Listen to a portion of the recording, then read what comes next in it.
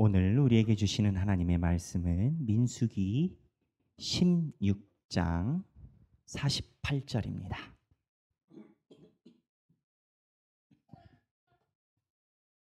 민수기 16장 48절입니다.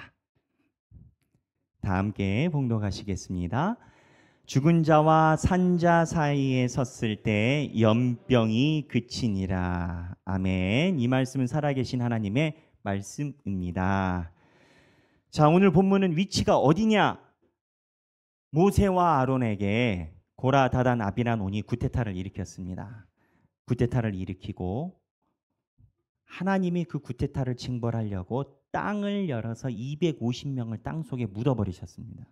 아, 대단한 징노죠. 우리 생각에 하나님이 땅을 열어서 다 땅에다 묻어서 죽였으면 정신 차릴 것 같잖아요. 근데 이스라엘 백성들이 정신을 못 차립니다. 못 차리고 그 다음날 와서 모세와 아론을 원망하여 모세와 아론을, 성경에 있는 본문 그대로라면 16장 42절에 모세와 아론을 칠 때입니다. 근데 이 칠 때라는 본문은 이스라엘 백성이 모세 앞에서 몇 번 등장하는데 죽이려고 하는 겁니다.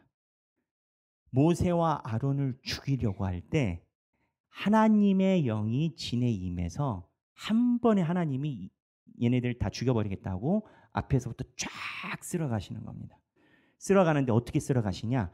성경에 있는 본문 그대로라면 이스라엘 백성에게 연병이 들어서 죽은 자와 산 자 사이에 쫙 이렇게 하나님이 사람을 죽여가시는 상황인 겁니다. 이때 한 번에 순식간에 죽어간 자가 14,700명입니다.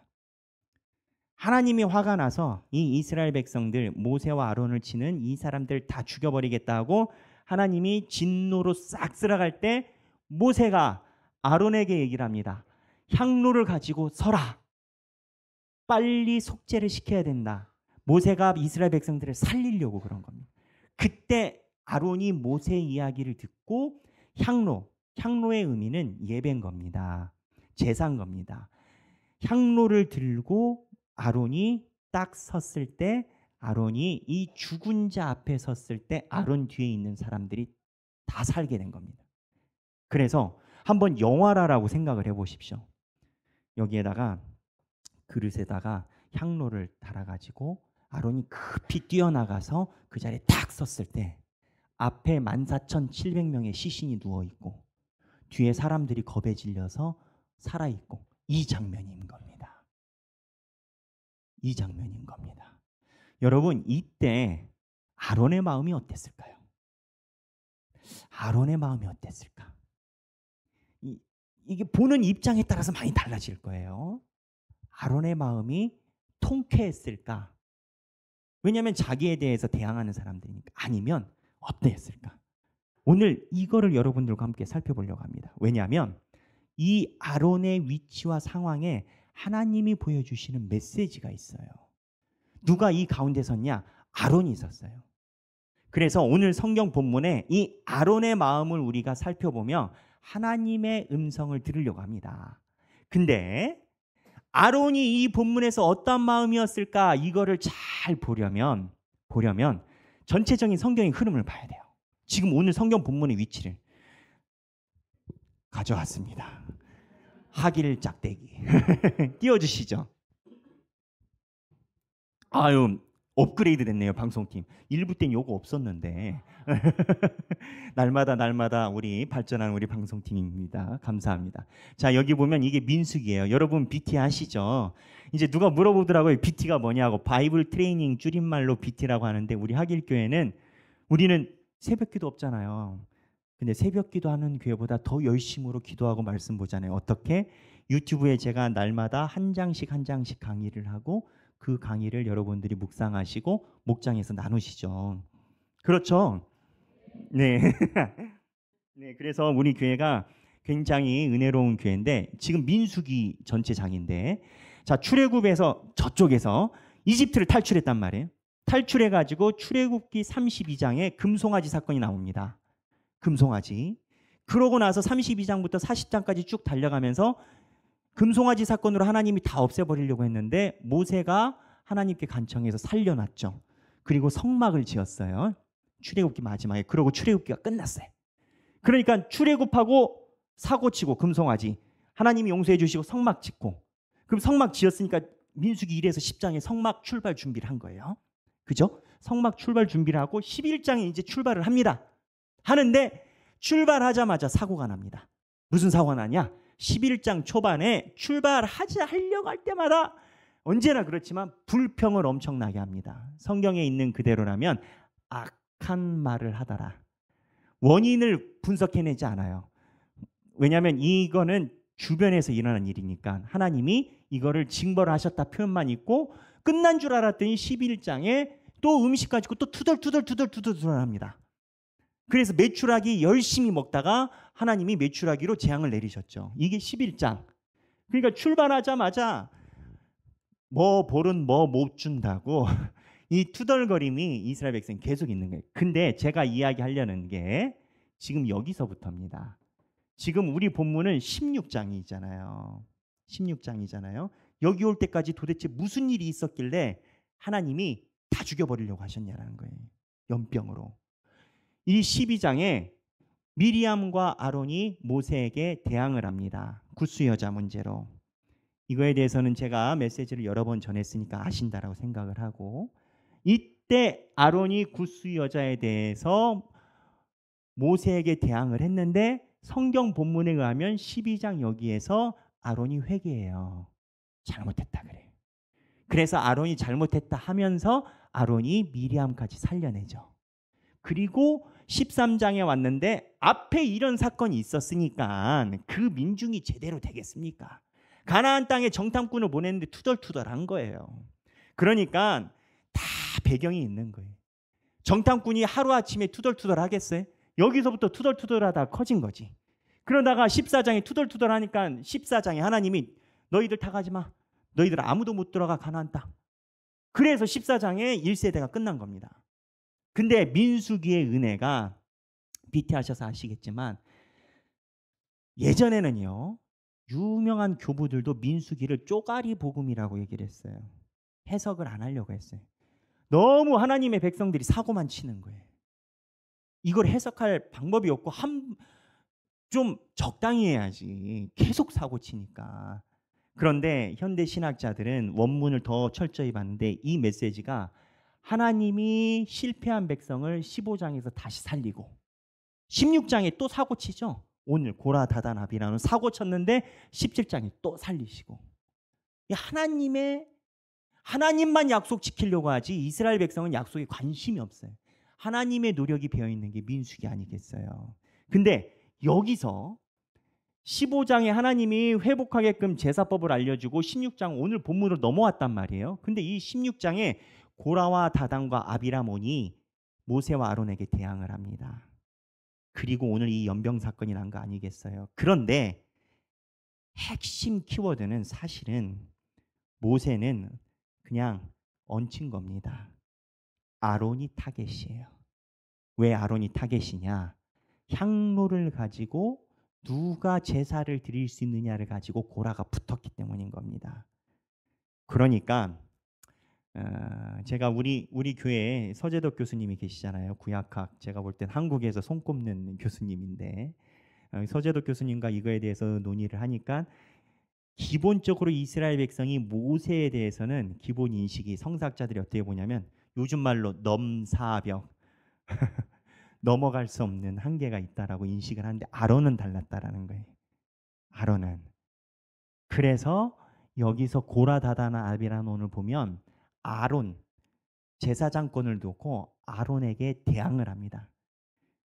그래서 이 아론에게 대항을 했는데 아론이 여기서 지금 향로로 살리고 있는 거예요. 이상하죠, 여러분. 아론을 대항하고 있는데 아론이 살리고 있어요. 근데 이때 아론의 마음이 어땠을까요? 아론의 마음이. 사실 아론은 이 모든 사건의 최소 연루자 내지 동조자입니다. 무슨 얘기냐? 이 민중이 아론을 겨냥한 데는 심증적으로 이해가 되는 부분이 있습니다. 아론은요, 모세가 시내산에서 40일 동안 십계명 받을 때 민중들과 한패였습니다. 그래서 40일 동안 십계명을 받을 때 아론은 민중들을 위해서 뭘 했냐면 송아지를 만들어줬어요. 모세가 내려와서 이 민중이 왜 이렇게 되게끔 가만히 놔뒀냐라고 아론에게 질책하니까 아론이 뭐라고 얘기를 하냐? 아니야. 나 금송아지 그냥 불에다 던졌더니 금송아지가 튀어나왔어. 출애굽기 32장. 이게 말입니까? 뭡니까? 여러분 불에다가 아무리 던져봐요. 금송아지가 나오나? 한 번에 딱 나오나? 안 나와요. 구약학자들은 그 당시에 금송아지를 조제할 수 있는 기술력은 목수들을 데리고 일을 해야 되는데 최소 2주에서 4주는 걸린다라고 봅니다. 그 얘기는 40일 내내 뚝딱뚝딱 목수들이 금송아지를 만들고 있었던 거예요. 그럼 아론이 계속 보고 있었잖아요. 아론은 어느 날 갑자기 튀어나왔다는데 아론이 보고 있었거든요. 그러면 아론이 보고 있으면서 이야기를 안 한 게 아니라 나중에 금송아지가 나왔을 때 아론이 뭐라고 얘기를 했어요? 여호와의 절일이다. 아론이. 근데 이 이스라엘 백성들 민중 사이에서는 이 아론이요, 참 전라도 말로 거시기한 게 민중들에는 반역자입니다. 왜? 금송아지 만들 때는 앞에서 선두에서 여호와의 절일이다 해줬단 말이에요. 근데 하나님이 화내가지고 했는데 아론만 혼이 안 났어요. 여기서부터 삐리리가 시작이 된 겁니다. 아론만 혼이 안 나. 자기들이 볼 때. 근데 이게 한 번이면 괜찮은데 두 번째 사건이 일어나요. 어디? 미리암 사건. 이게 금송아지 사건하고 시간차가 1년 어간 납니다. 얼마 안 됐어요. 우리 하길교회도 설립된 지 1년이 넘어갔습니다. 시간 금방 가요. 1년 만에 두 번째 사건을 쳤는데 이때는 분명히 미리암하고 아론이 한패가 돼가지고 모세 잡자 했단 말이에요. 그래서 미리암하고 아론이 모세에다가 비판했어요. 이방 여자 문제 때문에. 그런데 이스라엘 백성들이 가만히 보니까 아론이 어느 날 모세 옆에 서 있는 거예요. 무슨 소리냐? 우린 성경의 본문에 보면 아론이 모세에게 사죄했다라고 성경에 쓰여 있으니까는 회개한 줄 알잖아요. 그 당시 어땠을까요? 미리암하고 아론은 민중을 중심으로 이 소문을 만들고 으쌰 일어났는데 사죄한 이 소식은 그 당시에 유튜브 채널이 없는 관계로 이스라엘 백성의 남자만 60만, 민중이 200만이 해당되는 사람이 소식을 접하기는 힘들었을 겁니다. 성경은 알죠. 하지만 이스라엘 백성들, 소위 미리암하고 같이 이 일을 주동하고 모의를 한 이스라엘 백성들은 아론의 회개 사실을 잘 몰랐을 가능성이 지대히 높습니다. 왜냐하면 이 이후로 모세 옆에 아론이 붙어요. 근데 이 이후로 하나님이 이스라엘 백성에게 직접 현현 나타나 가지고 하나님의 뜻을 보인 적이 없습니다. 없어서 미리 아론이 모세에게 사죄를 했지만 이때까지 아무 일 없고, 그럼 여러분 이 생각하잖아요. 미리암 혼났잖아요. 나병 걸렸잖아요. 이스라엘 백성들이 하나님의 임재를 알지 않을까요? 저는 그렇게 생각하지 않습니다. 아무리 기적이 있어도요, 여러분, 아무리 징계가 있어도 그거를 하나님이 나에게 해주신 음성이다라고 들어야 들려요. 집이 쫄딱 망해도요, 하나님이 나를 징계하셨다라고 하는 사람은 신앙이 있는 거고, 집이 쫄딱 망해도 내가 보증 잘못 써서 어쩌다가 세상 말로 제자, 숫자, 재수가 왔다 갔다 해서 망했네, 이러면 하나님 음성을 못 듣는 거예요. 그런데 미리암이 하나님 앞에, 모세 앞에 회개를 했어요, 안 했어요? 나는 모르겠어요. 성경에 안 써 있어서. 아론은 쓰여 있는데 미리암은 안 쓰여 있어요. 그 얘기는 무슨 얘기냐면 미리암을 쳐다보는 민중들이 볼 때 미리암은 회개라는 파트가 안 보이는데 병이 나은 겁니다. 하나님이 낫게 해줬는데 민중들은 미리암이 그냥 병이 안 좋았다가 낫은 거예요. 그러니 이스라엘 백성들은 하나님이 치셨다라는 자인식이 앞에 있는 리더들 빼고는 뒤에 민중들은 부족할 수밖에 없어요. 소식이 없으니까, 유튜브 채널이 없으니까. 이게 뭐냐면 미리암이, 아론이 여기서 미리암이 어쨌든 병 걸렸다 나았는데 쭉 왔는데 불평을 해도 하나님이 불평하는 사람들을 죽였다라고 하지만 역병이나 이런 걸로 죽은 게 아니라 죽었다고 하니까 세상 지나가다가 안 죽었네 이럴 가능성이 매우 높고, 하나님이 때렸다라는 해석이 없이 이쪽으로 왔다라는 거예요. 민중들은 그때 민중들이 하나님이 어떠시다라는 자의식이 정확하게 없을 때 확실한 건 있어요. 아론이 예전에는 우리랑 같이 입을 담궜는데 세상에 자기가 비판하던 모세 옆에 붙어 있는 거예요. 아론의 자의식은 하나님께 회개를 하고 왔지만 모세 옆에 붙어 있는 거예요. 그러니 이스라엘 백성의 주 타겟이 여기 16장에 보면 아론을 향해 있습니다. 이거를 성경이 또 보여주는 게, 이 사건이 끝나고 하나님이 아론 집안의 권위를 세우는데 무려 17장, 18장, 19장까지 할애를 하십니다. 아론을 흔들었기 때문에 아론을 세우시는 거예요. 무슨 얘기냐? 조금 세게 얘기를 하면 이 판이 이렇게 난장판이 된 건 12장 이후로부터는 아론 때문이에요. 아론 때문에. 아론이 민중들한테 한 얘기와 여기 와서 한 얘기가 다른 거예요. 아론은 회개했어요. 하지만 어쨌든 처음에 굴러가게 만든 게 아론이래요.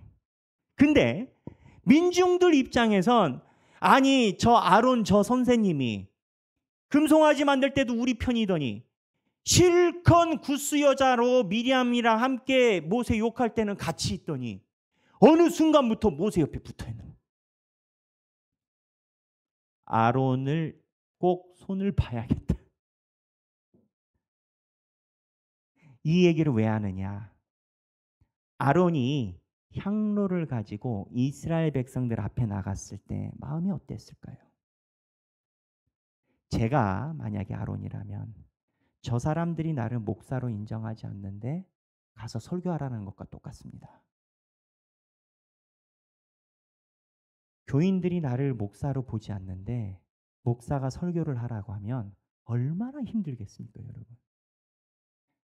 한 교인만 팔짱 끼고 눈 감고 있어도 눈에 다 보여요. 우리 하길교회는 그런 교인이 없지만.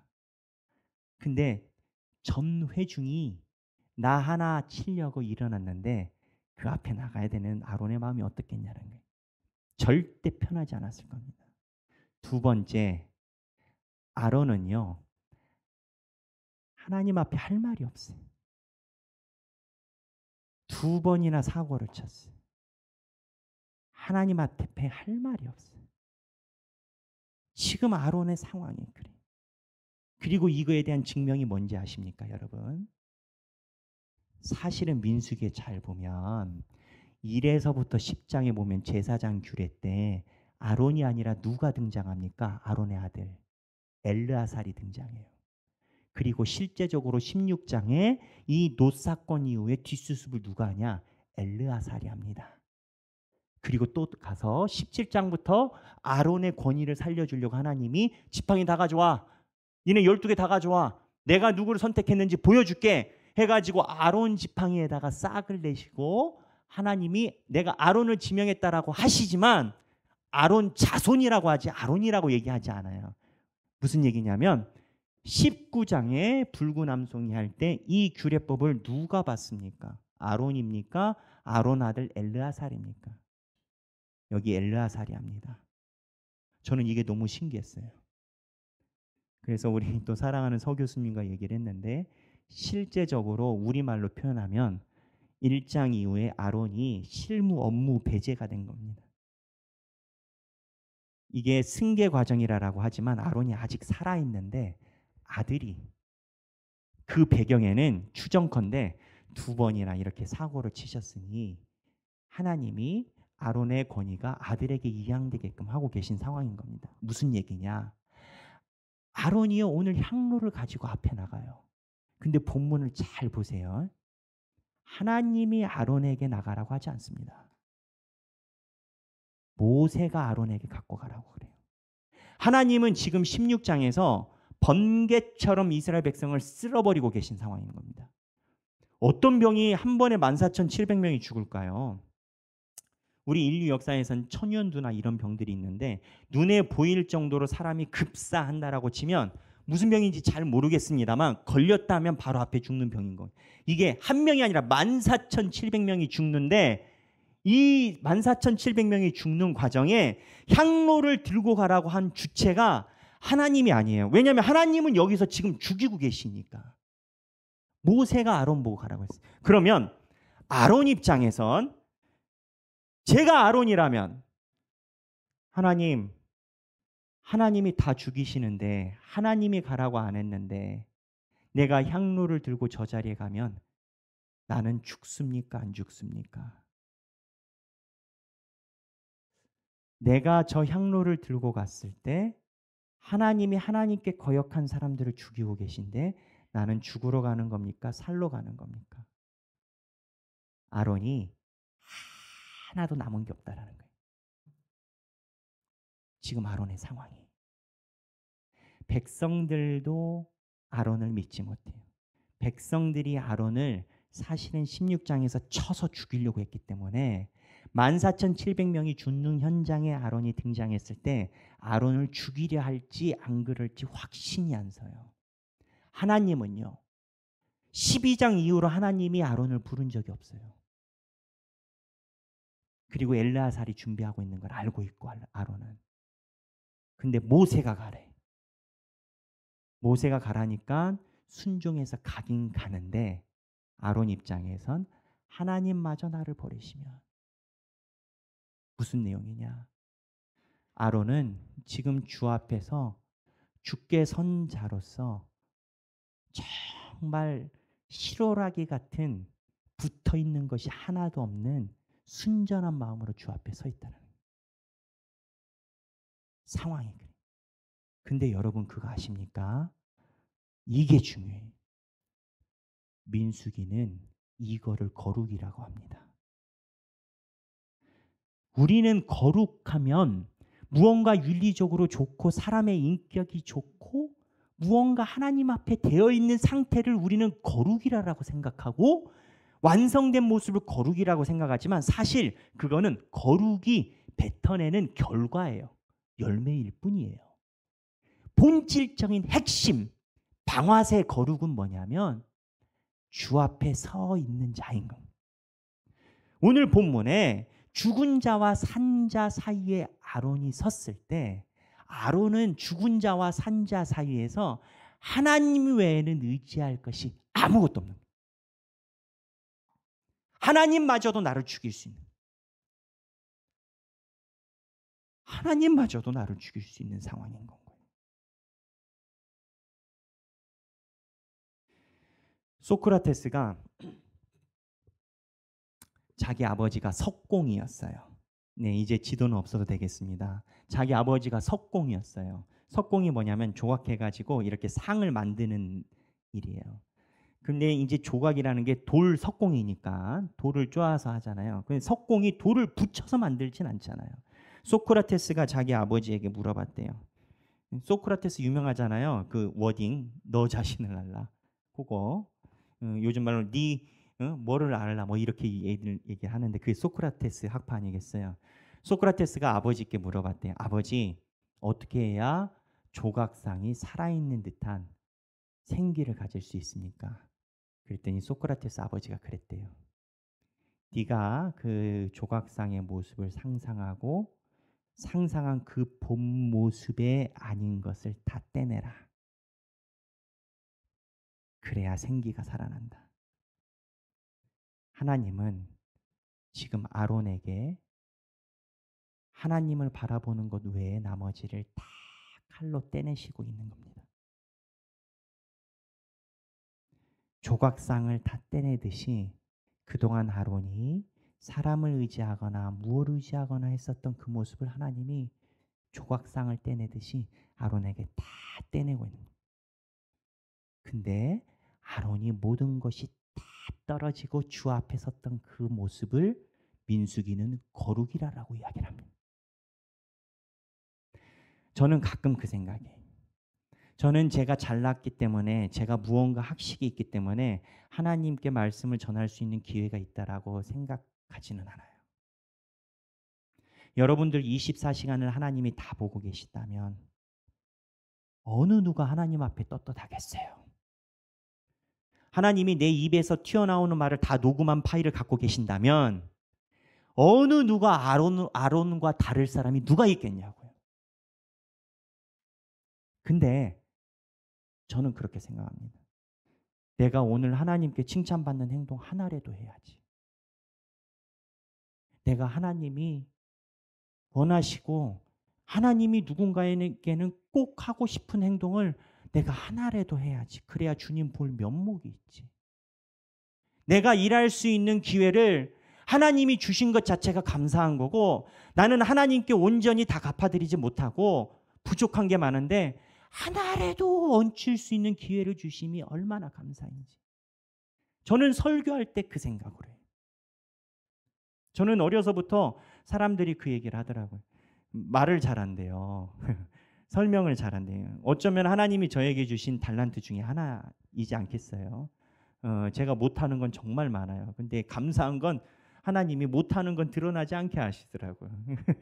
근데 내가 가지고 있는 재주로 이 땅에서 하나님 일을 하나라도 할 수 있음이 나의 부족한 거를 하나님이 다 눈 감아 주시는 나에게 기회인 거예요.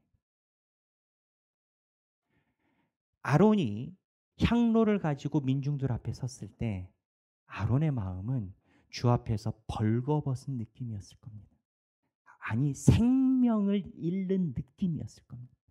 하지만 내가 오늘 여기서 정말 하나님이 나를 죽인다 하시더라도, 저 백성이 나를 못 믿어서 창으로 나를 죽이려 한다 하더라도, 내가 향로를 들고 하나님 일을 하는 듯한 모습이라도 가지고 있다가 죽는다면 그거라도 있어야 내가 죽어서 하나님 보지. 그거라도 있어야 내가 하나님께 조금이라도 덜 죄송하지. 이게 아론의 마음이었다. 근데 이 마음이 거룩이라는 거예요. 사랑하는 성도 여러분, 우리는 날마다 실패를 경험합니다. 그리고 성공을 경험한 것 같지만 또 실패가 옵니다. 그래서 바울은 오라 공고한 자여 누가 죄와 사망의 법에서 나를 구원하랴. 바울이 자기 마음을 통해서 한 얘기가, 바울이 자기를 누구보다도 더 잘하는데 주님 앞에 내세울 게 바울이 없다라는 거예요. 소크라테스의 빼기. 다 빼버리면 내가 주님 앞에 잘나서 서 있는 게 아니라 이게 남은 게 벌거벗은 모습처럼 주님 일 하나 할 수 있는 게 이게 남은 거 하나라는 거예요. 오늘 만약에 여러분들이 생명이 다 하신다면 여러분들은 오늘 뭘 하시겠습니까? 하나님을 믿는 사람은 내일 내가 죽는다 치면 하나님이 살아계시고 천국이 있는 걸 알기 때문에 하나님한테 점수 따려고 오늘 하루 살 겁니다. 아론의 마음이, 하나님이 저 14,700명의 14,701번째 나를 죽이실 수도 있다. 하지만 이거 하나를 하고 가야겠다. 이게 역설적으로 다 비웠는데 다 채우신 하나님의 거룩이라는 겁니다.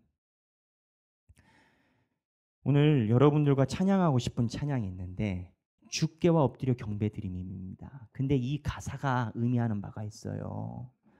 여러분, 주께와 엎드려 경배드린다라고요. 예배인 거예요. 아론이 오늘 한 것은 속죄제 예배를 한 겁니다. 근데 주께와 엎드려라는 표현이 있어요.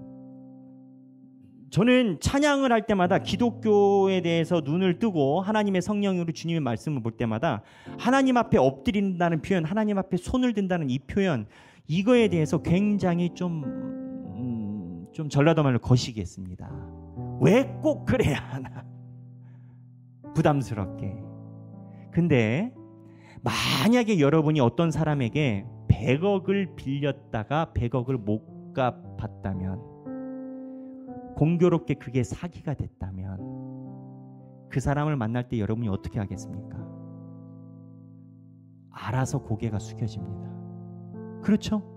근데 희한한 건요, 인종이 다르고 인류가 다르고 세계가 다 달라도요, 어떠한 사람에게 내가 한없이 미안하다라고 치면 인간의 기본 본성이 그 사람 앞에 고개를 숙이고 볼 면목이 없고 얼굴을 숙인다라는 거예요. 이게 재밌는 파트예요. 문화도 학습된다라고 보는 견지가 있거든요. 근데 사람들에게, 내가 잘못한 사람에게 고개를 숙이는 이 행동은 인류가 보편적으로 갖고 있다라는 거예요. 우리가 예배 드릴 자격이 없어요. 예배 드릴 자격이 없어요. 예배는 산자와 죽은 자를 가르는 행위입니다.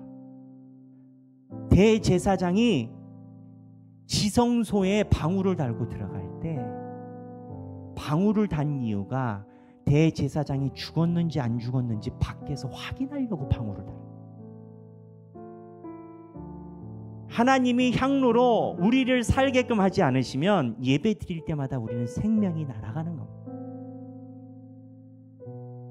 근데 하나님 앞에 떳떳한 게 있어야 괜찮지. 그러니 엎드리는 거예요. 근데 역설적으로 내가 내 모습을 알 때, 아론이 아론의 모습을 알 때, 하나님이 지시하지 않았는데 모세가 이야기를 해가지고 향로를 들고 나갈 때, 내가 죽더라도 오늘 주님 앞에 엎드려야겠다. 오늘이 내 마지막이다. 성경은 그걸 거룩이라고 이야기를 한다. 우리 사랑하는 모든 하나님의 하길교회 성도들이 하나님 앞에 거룩하기를 바랍니다. 찬양하겠습니다.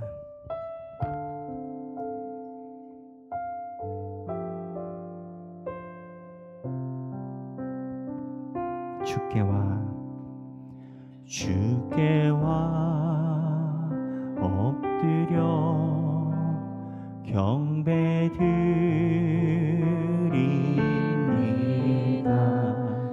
주 계신 곳엔 기쁨 가득, 무엇과도 누구와도 바꿀 수 없네. 예배드림이 기쁨 됩니다.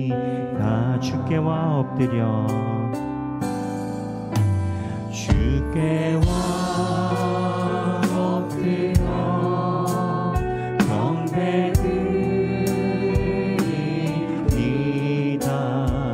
주 계신 곳엔 기쁨 가득,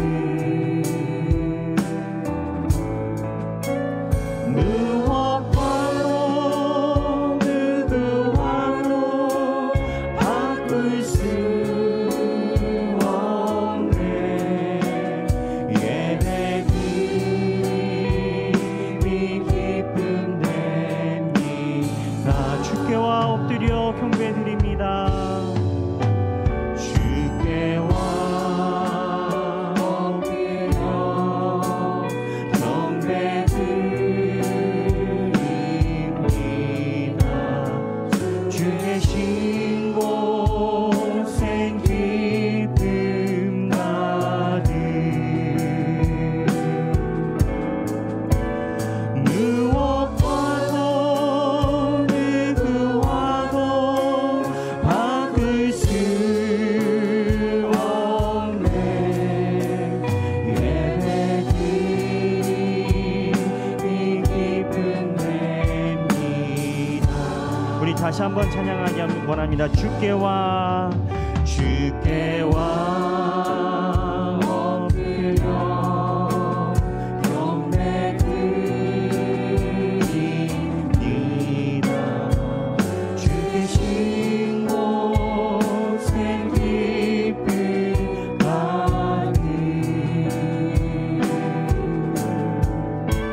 무엇과도 누구와도 바꿀 수 없네.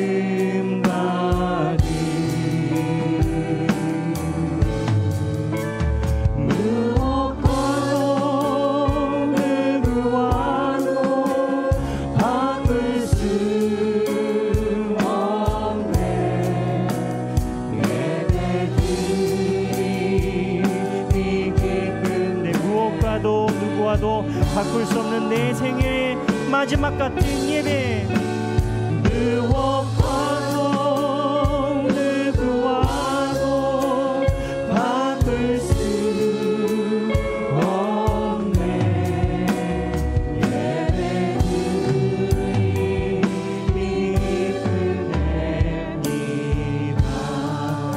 우리가 나아서 하나님이 예배를 받아주시는 것 아니요 우리가 잘나서 하나님께서 우리를 예배 자리로 부르시는 것도 아닙니다. 모든 것이 주님의 은혜요 긍휼임을 고백합니다. 성령님께서 여러분들에게 주시는 마음을 따라서 다 함께 개인 기도하시겠습니다. 기도하시겠습니다. 하나님 아버지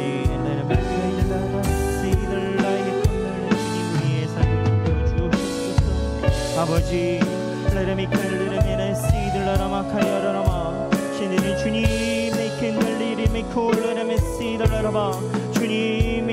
주님 우리의 예배드리니 아버지 주님 아버지여 주님께서 기뻐하시는 그 예배를 우리가 예배만이라도 아버지 앞에 드리는 우리의 삶이 되게 하여 주시옵소서. 하나님 아버지 우리가 주님을 믿고 따라가니 하나님 앞에 기쁨이요 내가 할 수 있는 부족하지만 천국이라는 고백을 가지게 도와주시옵소서. 아버지요 아버지 우리가 주님 전에 나왔습니다. 하나님 아버지 세상에서 주님 앞에 떳떳하지 못할 하나님 앞에 칭찬받지 못할 그런 모습이 있음에도 불구하고 아버지 예배 전에 나왔습니다. 하나님 아버지 우리가 오늘 생명을 다한다 하더라도 오늘 드리는 예배가 주님을 향한 간절한 양로가 되게 하여 주옵소서. 아버지 우리를 붙들어 주옵소서. 하나님 아버지 우리가 주님 앞에 나왔습니다. 하나님 우리는 이번 주가 지나면 다음 주에 또 예배를 드릴 것 같고 다음 주 혹 예배 못 드리면 그 다음 주에 예배 드릴 것 같고 그렇게 예배 드렸던 순간이 있었음을 회개합니다.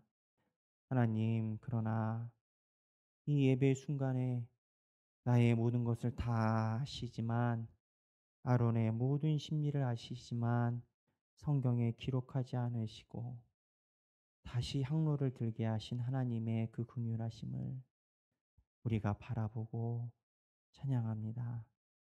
하나님 우리가 세상을 살다가 혹 넘어지는 일이 있다 하더라도 주 앞에 다시 일어나 향로를 들고 예배드리는 일을 멈추지 않게 하여 주옵소서. 하나님 그게 우리가 할 수 있는 마지막 남은 최고의 주님의 은혜임을 고백합니다. 우리 하길교회 모든 성도가 언젠가는 주님 앞에 다 서게 될 것인데 하나님이 우리를 바라보실 때 죽은 자 사이에서 너는 내 앞에 서 있었구나 라는 칭찬을 들을 수 있는 예배자로 살아가게 하여 주옵소서. 이제는 우리 주 예수 그리스도의 은혜와 하나님 아버지의 극진하신 사랑과 성령님의 감동감화 교통하심이 하나님 앞에 부족함에도 불구하고 예배를 드리고 예배자로 살아가기 원하는 사랑하는 모든 주님의 백성들 머리 위에 지금으로부터 영원토록 함께 하시길 성부와 성자와 성령의 이름으로 간절히 축원하옵나이다. 아멘.